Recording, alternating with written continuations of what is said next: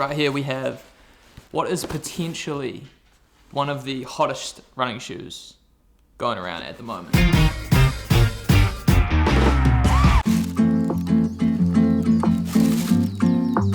Now, you would have seen this probably everywhere. Everyone is talking about, raving about, and wearing this shoe. This is the Adidas Adizero Evo SL. This shoe has an absolute chokehold on the running community at the moment, and there's two reasons why. First being this midsole. This is the Light Strike Pro foam, which you see across the high-end racing shoes from Adidas. The makeup of this foam is the same that's used in the Adios Pro 3. So you have a full Light Strike Pro midsole, no carbon fiber plate, no plastic plate, nylon plate.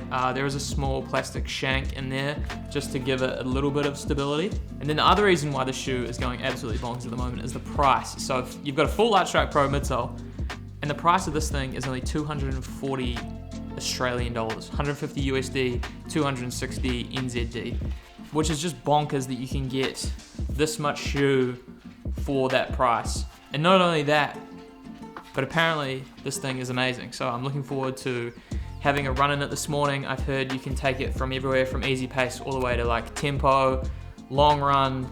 You can kind of do everything in the shoe. I've heard a few caveats. The one being that, like, obviously, you know, this is a relatively cheap shoe for the most part in terms of what you're getting. So two things I've noticed and heard about, there's no gusseted tongue, so you can have some tongue migration. And the other thing is just the laces feel a bit average. Not a big deal, but I mean, when you're paying this much for the shoe, you can't expect it to be as high quality across the board as some of the top end race day shoes. So we've got an hour and 20 minutes to run this morning. We're gonna do it in this. I'm very excited. A bit of an update on my shin splints situation. Last week, things were looking pretty dire. I wasn't in a very good mood. I honestly thought this was going to really halter marathon training. But as the week has gone on, things have seemed to look a little bit brighter. I managed to get through Sunday session last week unscathed, as you would have seen. First 10 minutes pretty sore, then I gave it 10 minutes at that marathon effort just to see how it was feeling, and we were good. So I'm really putting a huge emphasis on trying to get the muscles nice and warm and relaxed before going out and doing any sort of run. I caught up with Shay, who is a physio. He runs with 8 Miles, runs with AMPM, has his own business called Rerun Physio, and sort of ran him through what I was feeling. And he just reckons that everything's a little bit sticky, everything's a little bit tight, just from the increased load and potentially from running on the different surface, and it's just loading things up differently. So he just suggested really working through activation, mobility work before going out and doing any run, just to get things nice and loose and feeling good. And I've been doing that, and no issues.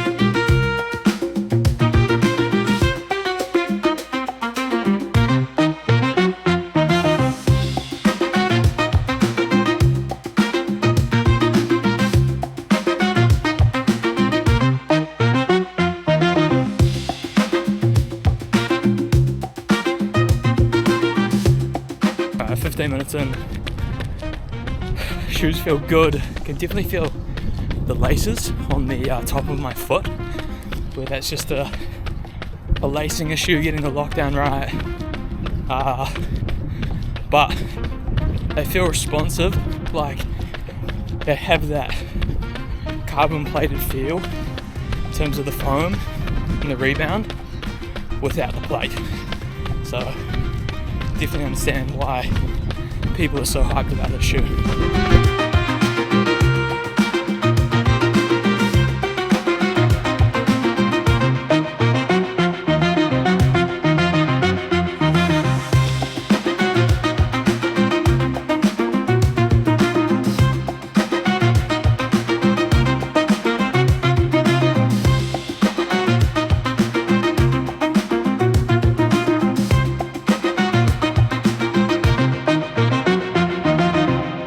So I've just gone back for my run, hour 20, 14.8 kilometers in the Adizero Evo SL.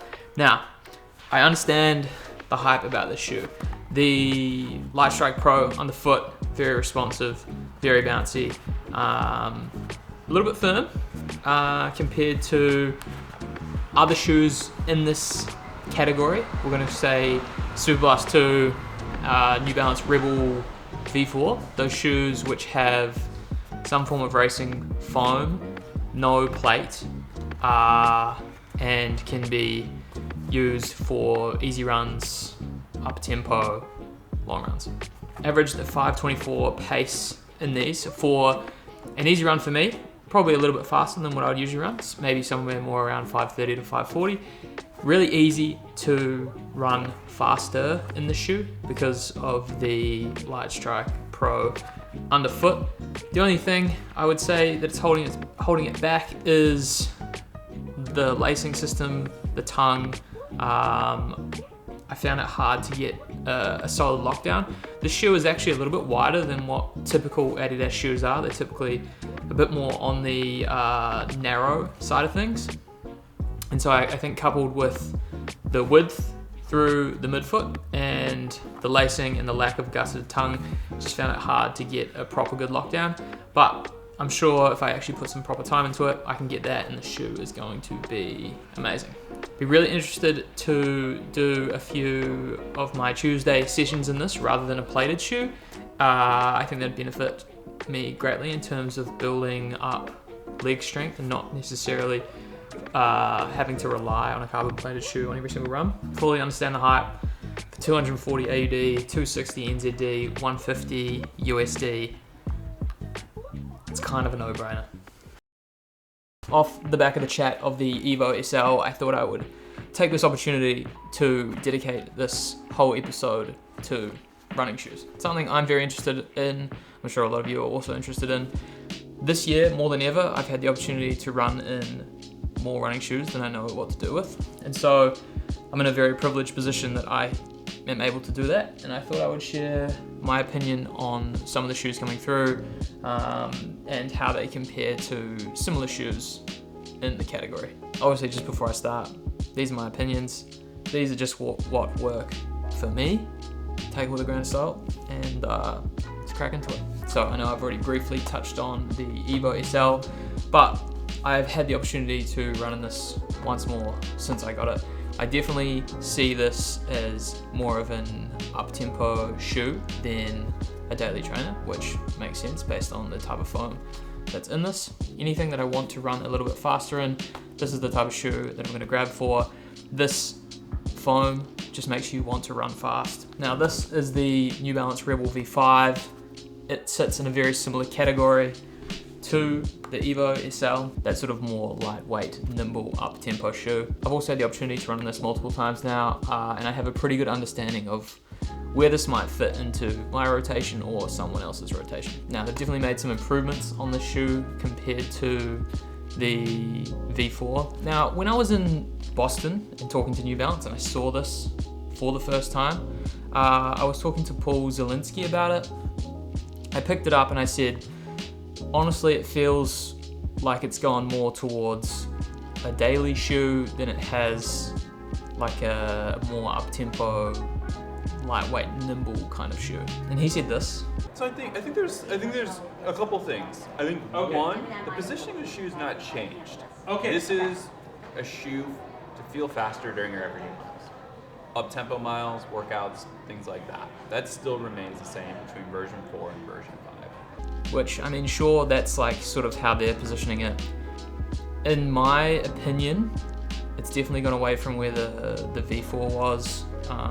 That's slightly higher stack, more cushioned through the heel. It's even slightly heavier now. I think you can definitely use this as a tempo shoe, but when you pick up the pace in it, the PIBA EVA fuel cell mix that they use in this is just a little bit soft, and now that there's more of it, you compress into it even more. And honestly, I just put this in the daily category of trainer. You can definitely run faster in it if you want to, but it's not going to give as much back to you as what you would probably like. In comparison to the Evo SL, I think that the upper, the lacing system, the tongue, how it all sort of feels in terms of how you can get a lockdown, feels much better. I think the foam of the Evo SL feels better underfoot at faster paces. This is a little bit softer, more of a daily kind of spec. So another shoe that has recently been released that I've had the opportunity to run in, this is the Mizuno Neo Vista 2. Now, when I first got this, it was way too big. Turns out that the seating sizes that went out were half a size bigger than the actual sizes. So this is a seating size 8, which is the equivalent of an 8.5 basically. And again, I've had the opportunity to run a couple of times in this shoe. And so this is really sort of diving into the super trainer category, very similar to what an Asics Super Blast would be. In my opinion, I prefer the Super Blast for a couple of reasons. The main one being the upper. I'm not really a fan of this sock-like upper. I find it hard to get a good lockdown in, or if you do manage to get a good lockdown, the way that it sort of cinches together can leave pieces of the upper sort of sticking into your foot more than what you would with a traditional tongue. And so that's what I found with this. The foam feels really nice. The plate adds some stability and a little bit of propulsion, but I'm just not a fan of this whole upper situation. I think I'll use it for some longer stuff because I have it, but if I'm choosing between this and the Super Blast 2, I'm probably leaning towards the Super Blast. All right, another one here. This is the New Balance Fuel Cell Supercomp Elite V5. So first got to see this in Boston, was quite excited about it because V4 was just not up to par with a lot of the racing shoes in the market at the time. V5s, some big updates, brought the weight down, new upper, fuel cell foam stays the same in terms of its compound, new outsole design, and a new offset of 8mm, so 40 and 32. I was really excited for this. Like I said, V4 was a little bit underwhelming. This shoe just doesn't really work for me. I think there's a couple of reasons why. The first one being this fuel cell foam. It was always too soft for my cadence and how I like to run and get off the ground quite fast. I always found myself really sinking into it and then having to basically work harder to get anything out of the shoe. The same thing sort of applies, although we've got slightly less foam in the front now. But we now have a stiffer energy arc plate, and so it's increased the forefoot stiffness by about 40%, I believe. And so I'm finding that when I am running, there's not really that much of a rocker on the shoe. And so I find myself sinking really far into the foam and then finding it hard to get over the top of the shoe because of how stiff it is. And so I'm really working against it to try and get over the top of the shoe and run through it basically. And because there's no sidewalls either, there's sort of like a lack of inherent stability. And I just find myself working really hard on it for the paces that I'm running in it. And obviously this is just my opinion and how it works for me and how I run. It's obviously going to be different for certain people, but I just can't get along with this thing. Looks really nice, updates are good. I think it's still probably lacking in terms of what else is on the market at the moment, but it's definitely the right step forward for New Balance. Okay, now that we are through all of the new shoes that I've had the opportunity to run in, I thought I'd sort of take you through what my rotation is currently looking like at the moment. If I'm going out and running easy, I am definitely picking between two shoes. It's usually the New Balance 1080 V14 or the Nike Vomero 18. More often than not, sort of going for this. Just feels a little bit better. It's not quite as soft. You don't feel like you sink into it too much, but it's high stack, really comfortable, just easy for going and running easy in. This is pretty nice too, a little bit more lightweight, a little bit softer. Upper feels good. Both good options, both really enjoy these. So I think for the price, this is amazing. $220 Australian dollars. I think this is 300. This is a mix of Zoom X and React X foam, so it's not quite as premium as some of the other shoes from Nike, but for what you're paying for it, I think it's great. And then at the moment, for any session that I'm doing where it involves me running somewhat fast, whether that be on a Tuesday or a Saturday, this is probably a bit of a left field shoe for a lot of people, but the Hoka Cielo X1 2.0. Now, I don't know what it is about this shoe, but I can run at basically whatever pace I want in this shoe without feeling like I'm working hard whatsoever. It just works really well for how I run. I can get it to like 340 pace, and then I can quite happily like jog in it at 415 pace. It feels really easy to run in. I'm not working against the shoe's working with me, and I really enjoy running in this shoe. But honestly, this thing just works really well for me. It's definitely not the most glamorous of shoes. This colorway is a little bit ugly. It's not that light. It's not really that groundbreaking, but this is just an example of a shoe that works. If Hoka hadn't sent this, there's no way I probably would have bought the shoe for myself. I think it's like $450, which is insane. But it just works, and that's that. So then the long run. At the moment, the way that training is structured, I am sort of doing a session on a Saturday, which is serving as my long run, and I'm running that mostly in the Hoka Cielo. But then if I'm going out and running a long run, sort of relatively easy, or doing the midweek long run, I'm sort of just picking up the Super Blast 2. I've had this thing for maybe nearly a year now. I think I've done 650 Ks on it, probably nearing the end of its life. But this thing just works really well. Really love the FF Turbo Plus foam that they have in the shoe. High stack, really comfortable, fits really good, looks really good, and just works well for